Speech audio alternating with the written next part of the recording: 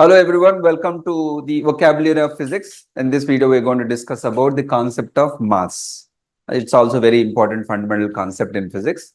Let's get into the details of it. First of all, let's understand certain misconceptions about the idea of mass. So basically, there are two major misconceptions or otherwise misunderstanding, whatever it is. Mass and matter, generally people take them as like interchangeably, but they are distinctly defined in physics. Like they are totally two different things. Matter is entity, whereas mass is the substance, the quantity of that. Okay, it's a measurement. This is the entity and this is the measurement. This is one thing. So generally, mass is an intrinsic property of matter. So mass is one property like any other, like charge, other quantum mechanical spin, and so on. And if you have to define mass, as I told you earlier also in other videos, these fundamental definitions will have a lot of layers to it. The working definition, meaning if you are introductory level, if you are attending introductory classes in physics, this definition will be enough for you related to amount of matter. So that's how we define mass is a quantity of substance in a matter that you have it. But when you go to modern physics at a higher level subjects, if you go to mass becomes very complex and there are so many layers to it. We'll understand it as we go on further. The next myth is otherwise misconception. Probably in daily life, we use them mass and weight as two interchangeably. We don't give much difference about it, but in physics, they are very, very clearly defined. At least as of now, in modern science, mass is very different from weight. Weight is a force due to gravitation, whereas mass is a quantity of substance. So, for example, you consider an object, keep it at various places, Earth, Moon, and in gravity-free space. Mass of it, which is an intrinsic property, will continue to be the same, 10 kg only. But when you look at the weight, it will be different. If let's say on the Earth, it is 98 Newton. The moment you go to the Moon, the weight reduces to nearly 1/6, about 16 Newton. And when you go to gravity-free space, there is no weight because there is no gravitational force acting on it. So mass is independent of location, independent of external things, which is intrinsic, whereas weight depends on the gravitational field in which the mass is considered present there. So SI units, of course, you have totally two different units. Mass is measured in SI as kg, kilogram, whereas weight is measured in Newton. So the next one is about the definition of mass.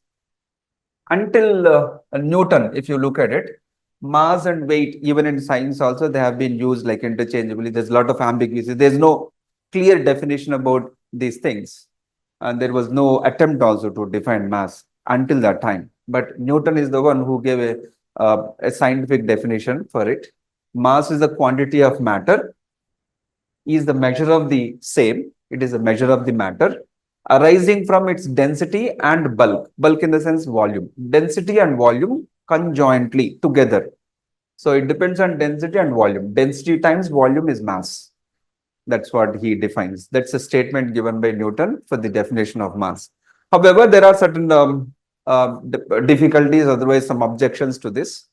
Ernst Mach is the one who had objected about it, saying that the definition is circular. Circular in the sense, you see, we are defining density with the help of mass, and now we are defining mass with the help of density. It looks like circular. So that is one thing that he had pointed out. Another thing is, there are two types of masses, as we know, at least at that time. There is one inertial mass, which is a resistance to motion, and there is one gravitational mass, which is responsible for gravitational force. So these two masses were not distinguished in this definition. That is another objection that Newton had given. However, when you go to basic classes, introductory classes, even now in physics, mass meaning, that's how we define. It is a quantity of substance. That would be enough. And mass equal to density times volume. That would be a good enough starting point to understand mass. As we go on further, when we go to relativity, Einstein has studied about mass very nicely and a lot in understanding about it. So he gave a very different perspective about the mass. He says that mass is the equivalence of energy, E equal to mc square, very famous equation that we have here.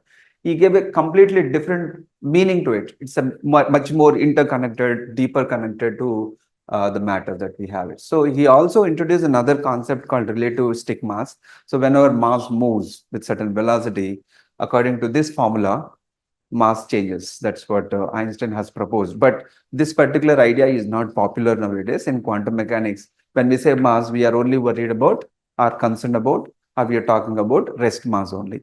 Relativistic mass is not that popular now. So anyway, this is what we have got here. The next one is about origin of mass when you look at it in detail. So you take matter, you cut that into pieces and go on further down, you will be ending up with molecules. They are made up of molecules. Further down, you go into atoms and ions. Further down, atom can be broken up into protons, electrons, and neutrons. So when you are at introductory level, this is what you will stop. Proton, electron, neutrons are the basic building blocks of matter. That's what we say that. But we know recently, because of the advancements in experiments, hadron colliders, very high velocities, you bring two protons and make them collide with each other, and you see that they break up. So proton and neutron especially, these are not elementary particles. They are basically made up of something else. We call them as quarks. Similarly, neutron is also made up of quarks. But you look at it here, proton is made up of two up quarks and one down quark. Don't worry about the names and all. We are not basically worried about this in this video, but it is not a fundamental quantity. So it can be broken up into subdivisions there. So two up quarks we have. Each of them will have 2e/3 charge. A down quark will have minus e/3 charge. Together it is e charge. Similarly, when you go to neutron, one up quark will have 2e/3. Pies of minus e/3 gives you neutral. So neutron is neutral, proton will have a charge e, and that's how they are made up of. Now, how are these getting masses? Up quark and down quark, how are they getting masses? There is a different concept here, Higgs field we call it as. It has been proposed about 100 years ago, saying that these quarks attain mass because of the Higgs field that is present everywhere in the universe there. So whenever the particles move through it, they experience the drag, or otherwise inertia. That's what is said. So whether it is electron or quarks, they all experience mass because of Higgs field. That's the basic idea. That's what we have understanding as of now. Now, there's one very, very crazy thing about these atoms when you go down at proton level.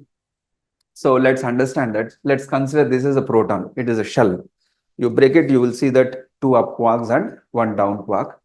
And they are exchanging gluons.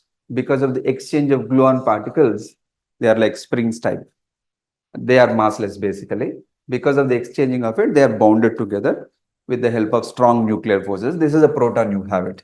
So basically, if you cut that into pieces and try to understand the mass of each and sum them up together, you are supposed to get the mass of the proton. So there are some experiments which give the approximate values of the quarks. Up quark will have around 2.6, 2.7 mega electron volts. Let's take it as around 3 mega electron volts for approximation case. Similarly, down quark is around 5 mega electron volts. So when you sum up these two up quark and one down quark, how much should you get? Twice of mass of up quark plus some mass of down quark is approximately 11 mega electron volts. That should be the mass of the proton. But you know what? Mass of proton is much, way bigger than what you actually get it from here. So that 938 mega electron volts, don't worry about the units, just look at the numerical value. So the difference, 927 mega electron volts, where is it coming from? That is something very, very interesting here. So it's not coming from matter. Mass, this 99% of the mass that you are seeing, the difference is not because of the matter. And that is what we have next theory, gluon theory, a very interesting theory. What it says is that imagine it is either neutron or proton. It is being broken into quarks and so on, and they are interacting with each other because of the gluons. Gluons are massless particles. They are string-like. They don't have mass, but they are exchanged. And they are cause of the strong nuclear forces. Because of the exchange, they are seeing tightly bound together. There is a potential energy associated with this. These quarks are supposed to move with a very high speeds, like whirlwinds, like that. You can have vortices, microscopic vortices. They are having very high kinetic energy because of their internal motion. And they possess potential energy like a compressed spring.